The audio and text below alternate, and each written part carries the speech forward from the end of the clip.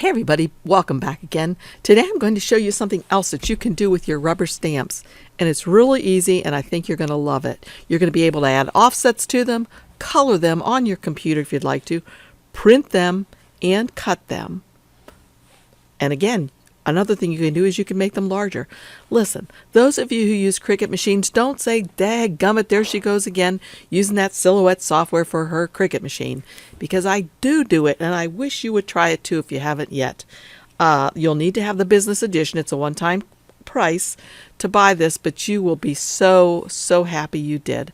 Anyway, look at my screen right here. You can see that I'm using these things that I developed, that I made with my stamp over in Silhouette, and I'm using it in my Cricut design space for my Cricut. I have a Cricut Explorer 2, and it also works, obviously, for a maker. So join me at my screen now, and let's get started. Okay, yesterday I showed how you could take and print off your pick scan mat, your page with the registration marks already on it. Today I'm going to show you another way to do it. Okay, so what I'm going to do, here I have my stamp, and I'm just going to start inking it up a bit. Trying not to do it with too much gusto because I know that my table really wiggles. I don't have one of those fancy tables. What I have right here is a piece of wood on top of an ironing board. So I like to spend my money on my craft supplies, so I have more things to do to show you guys instead of my furniture. So anyway, okay, I think that's pretty good. So now just take it, and I'm just using a 3x5 card today. Just going to take this, any piece of paper would work, and press this down on here. Try to get a nice image, and I'll just let it sit there for a minute while I take a sip of my Joe. I hope you're kicked back watching this, relaxing, and maybe having something to sip on as well. So, see how this did. Okay, terrible. I didn't do a very good one. So let me try another one. You know, the problem with this is, not only is my table wiggly, but one time I was using an iron on top of this mat, a cutting mat, and it warped it. So now my table is, or my mat is even warped. So let me try this again.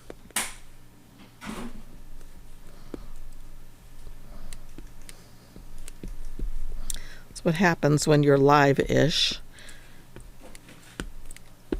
Okay, let's try it this time.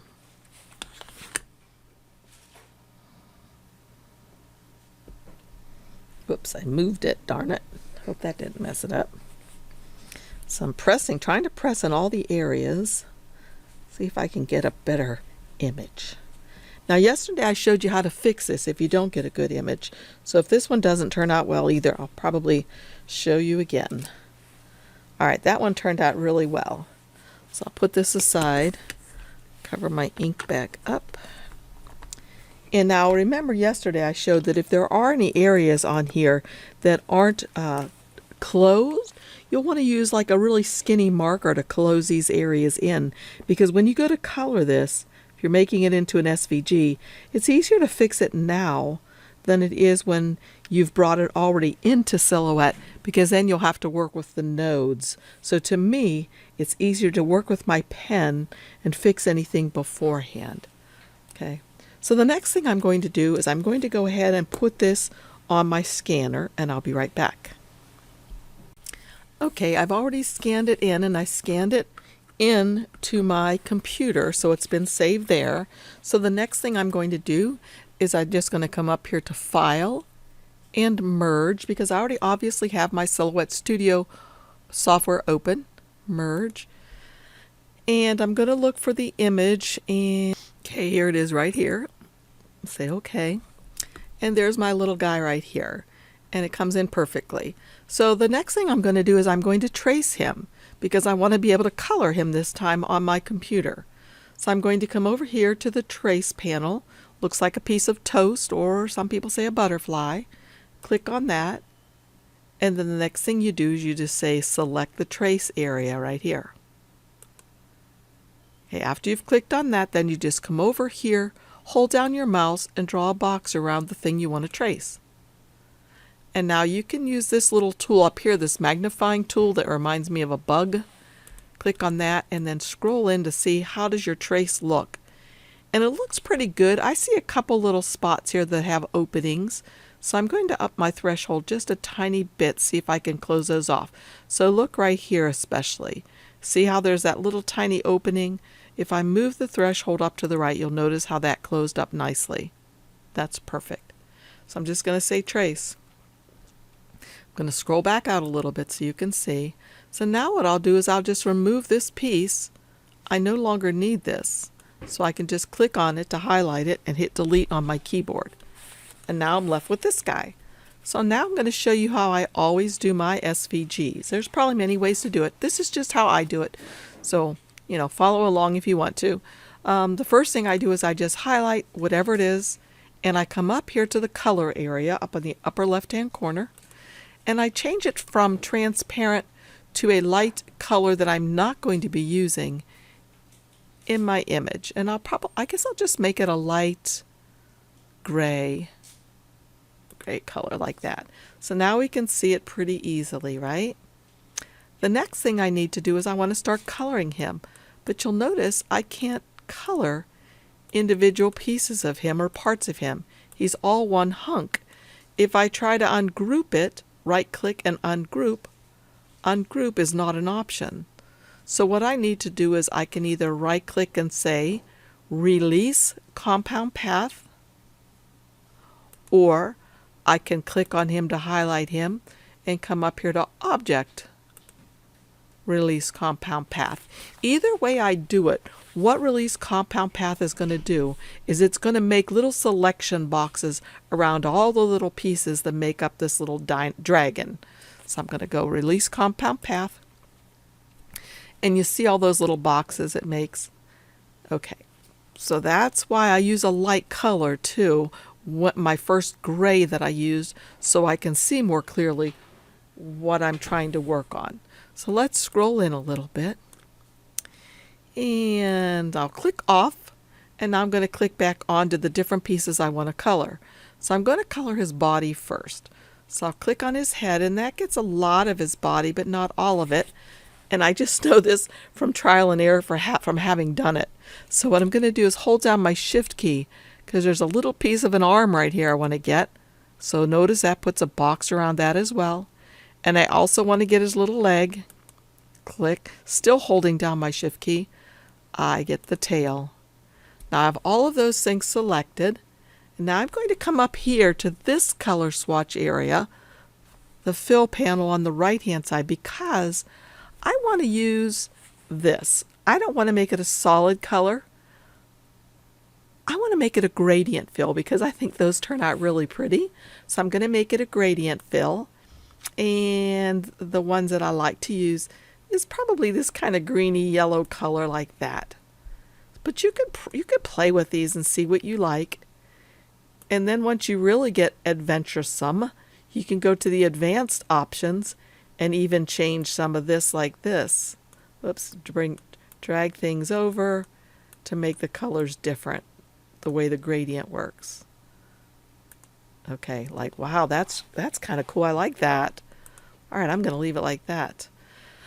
So now what I'm going to do is I'm going to color some of these other things. So I guess I'll get his little wings here. And I know this little tiny piece right here is part of his wing. So I'm going to click on that, hold down my shift key, and click on the other parts of his wing. And I guess I'll make them a gradient color as well. And I thought maybe a tealy green would look nice, but that's not really tealy. I don't really like that. So you would just play around and see what you like. And maybe you don't even want to use that. And actually, if you didn't want to use this at all, what you could do is even add a pattern. If you have a pattern in here that you like, that you'd want to use, right? You could add a pattern and make him have a pattern. But I'm going back to the gradient, so I think I'll make him purpley. I don't like that though, so I'm going to go to the advanced options, actually move this over like that maybe. Yeah, that's better, I think. See how you can just adjust these? You could even actually add another color in there if you wanted to. Like that.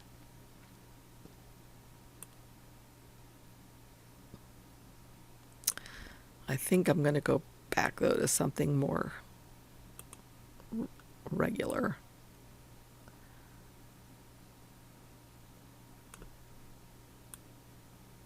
I guess I'll leave it like that.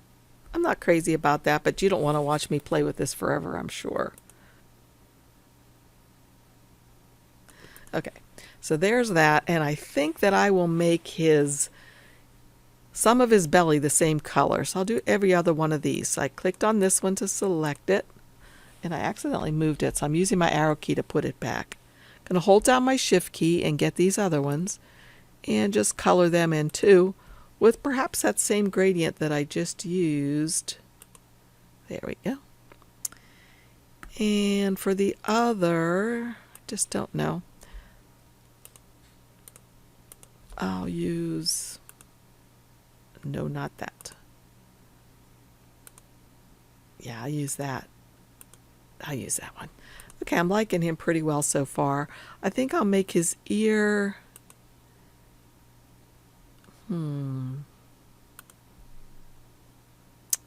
maybe the same color as his little horns or whatever these are. And let's see, how about his scales? I don't know. Just click. So what I'm doing is clicking on them individually while I'm holding down my shift key so I can get all of these. And you can stop midway through if you want to, if you're afraid you're going to get something you don't want. I'm going to come up here to this one this time and make this a color from here. Maybe that orange color. Okay, he's starting to look sort of gross to me. Maybe I should make these some kind of orangey color as well. Ugh, that's even worse.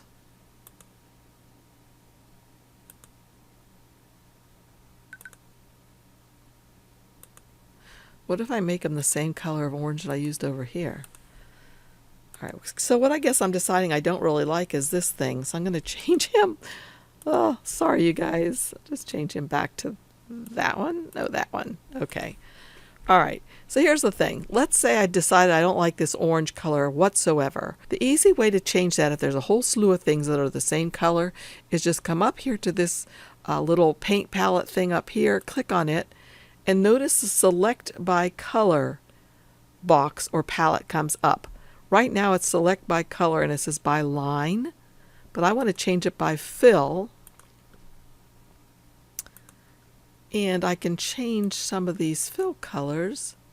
The orange, I could change it automatically to something else because they're all selected. I could change them all to green or to this blue color or anything else that I like.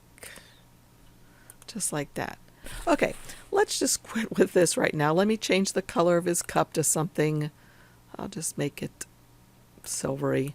And now I want to have the black outline of him. So I'm going to click outside. Okay, this isn't the click I want because notice it's just getting his horn. Aha, that time I got it. And I know I got the gray color because it shows up here in the swatch. So I want to keep trying until I get a box all the way around this. Then I'm going to come up here and I'm going to change the outline to black. And you can see how nice that makes it look. All right. So I'm going to come here and click on his eye, hold down the shift, get the other eye, change them to black as well. And I guess I'll do the outside of his nostril and the outside of it, whoops. Okay, the outside of his nostril and the outside of the other one and make those black. And then if I want to get the inside of his nose, I can come up here to this little bug tool again and scroll in so I can see it clearly. And I can click on that. Hold down my shift key, click on that. Maybe I just want to make it a purpley color, so I can come over here and just make it purple. Maybe a darker purple. Okay, like that. All right, let's scroll out.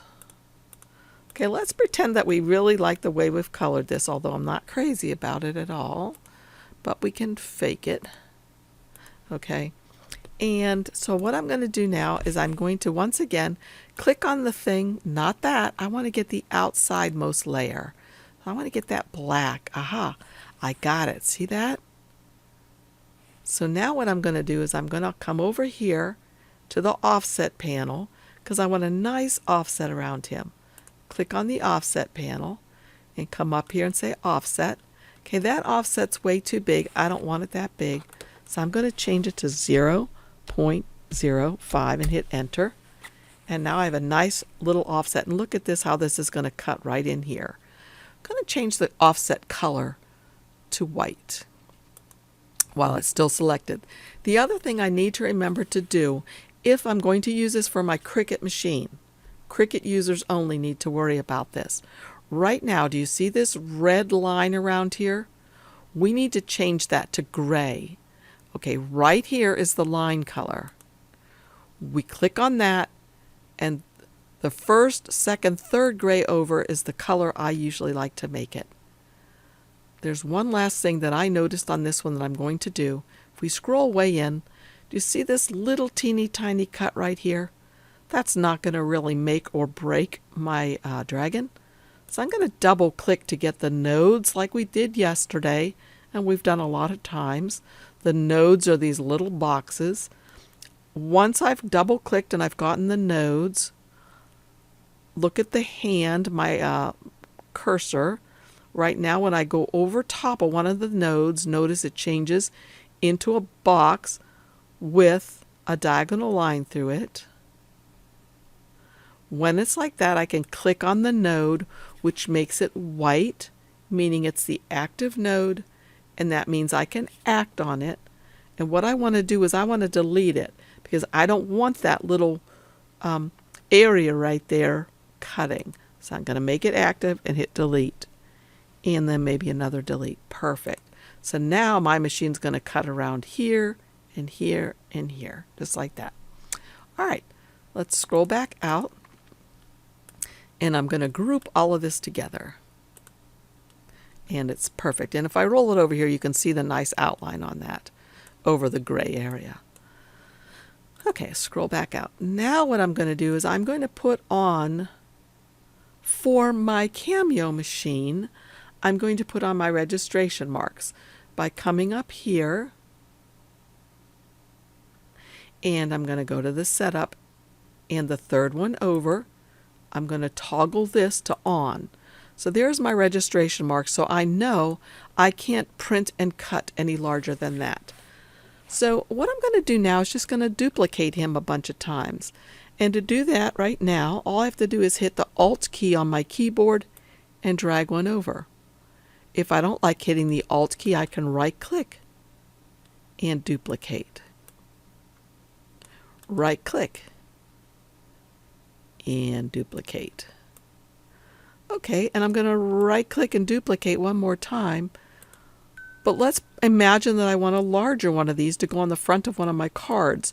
And you know the front of cards, A2 size cards, is about 5, well it's actually 5.5 inches, but then we usually put the inner little squares in there to make it look really pretty. So I think I'll make him 5 inches, or about maybe 4.75 inches tall. Just kind of, actually what I should do is this. I should lock this lock, and now I'll stretch him so he stays proportionate. So I'll just make him taller like that. And maybe I'll hold down my Alt key and make another one like this, see if I can get him to fit. Okay, that's good. That's probably all I need to make right now for this sample so you can see how this works. Okay, so you're thinking to yourself, but, oh my gosh, they're all, let's twirl him around so he'll fit better. They're all the same color. I don't want them all the same color. It's icky. You're right, that is kind of ugh. So, you know what I'm going to do, you guys? Remember that thing I showed you yesterday? I'm going to grab all of these. I'm going to come over here to the nesting panel, say nest, and I'm going to let it have a padding of 1. Just leave it like it is and say nest. Okay, and here they are all nested. They're going to fit perfectly, and I could actually fit another one down here, but this is enough for us. So I'm going to show you how easy it is to change the coloring on this without having to go back and color each one individually. So let me just click on one of them and come way over here to this panel that looks like a half of a moon. Okay, and then once you're here, you're going to click on the second icon over, which says colorize. Once I've clicked on that, I'm going to adjust the hue color. So if I bring that over to the right, look what's happening. It's changing him. Okay, I'll leave him that color. I'll come get this one now and change the hue. And I'll make him maybe like that. Come and get this guy here. And let's see what else we can get. I can make him darker. I can make him like that. Let's get this big guy here. Change him to any color we like. And change this one.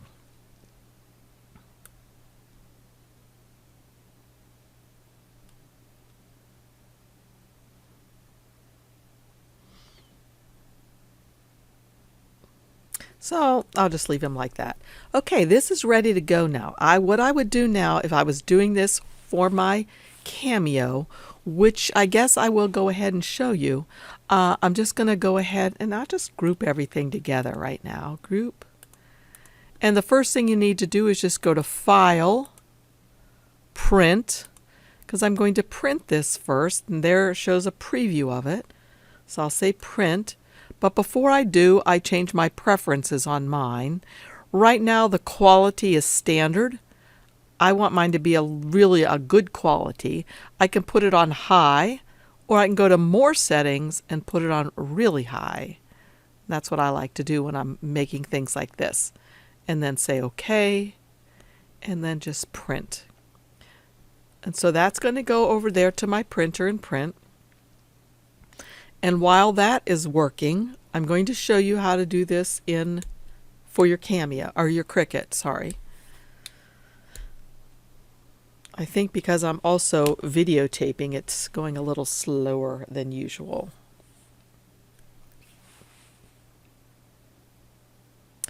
Okay, so now if I was using this with my Cricut, you would think that I would save these as SVGs, but that won't work. The reason why is because I've used gradients here, and the gradients won't show up properly in Cricut unless I save them as JPEGs. Now I'll be able to save it as a JPEG since I have the business edition. I have to have the business edition of this software to be able to use it for Cricut. Okay, you must buy it. It's a one-time buy, one-time purchase. Get the free version down below. After you install the free version, upgrade to the business edition and you'll be set to go. So what I'll do now is I'll go to File, Save As, Save to my hard drive, and I'm just going to name these Dragons for Cricut. And I'll name this 2 because I've already done this once. 2. Okay, and I'm going to save it as a JPEG, as I said.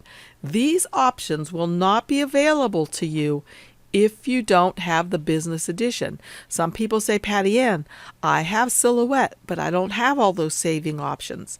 You have to have the business edition to be able to save things as SVGs and as JPEGs. I'm going to save it as a JPEG, and I'm going to just save it on my desktop. Okay, Dragons for Cricut 2 JPEG, and say OK. Just leave these numbers as they are and say Save. Now I've already been messing in Cricut, but I'll make another one. This is the one I had shown you. And I'm going to go to Upload an Image, Browse. It's in my desktop again.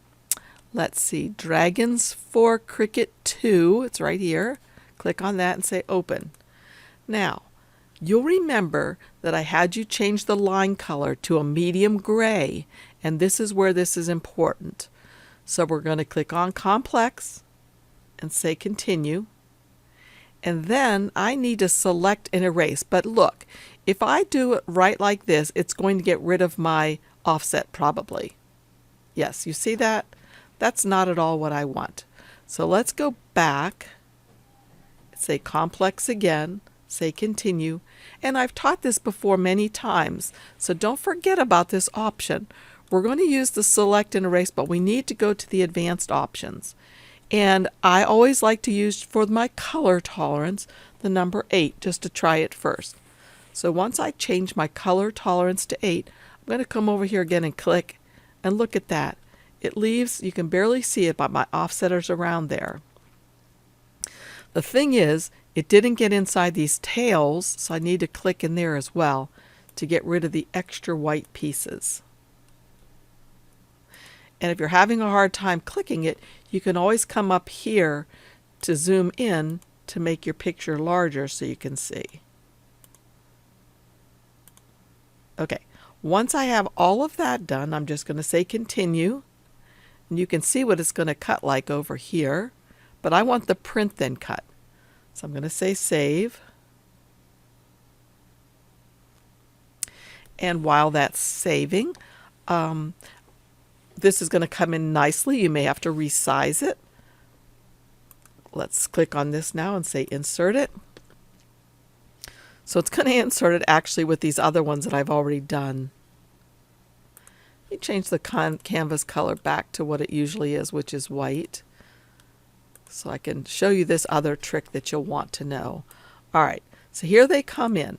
And you know, a lot of times people say, Patty, Ann, I don't understand why it's cutting around such and such instead of the outline. Well, the reason, well, not the reason why, but one way you can tell what it's actually going to cut, if you come down here to where it says blank canvas, click on that to highlight it, then come up here to the color swatch area and change this to a different color. Okay, so now you can actually see the white outline, and that's what's going to cut. All right, now I don't know if you noticed, but there's these little warning signs over here, and that's because this is too large for our print then cut. So what we would have to do for this then, if we wanted these this big, is to come over here to the shape tool, get a shape, and drag it out. Let's see if we can do this without getting these. Here, I'll do these first. I'll unlock the lock, and I'll drag this over like this to get all of these guys. Once I have all of those without getting his little ear, I'm going to grab both of these because right now I have two things selected in the layers panel, and that's all you can have in Cricut. To be able to slice, I can slice that now, and I can delete this, delete on my keyboard, or exit out, and X this out. And now these are free to move about. And now actually it looks like this will work now. This would work and this would work. But when I click on this one, check it out.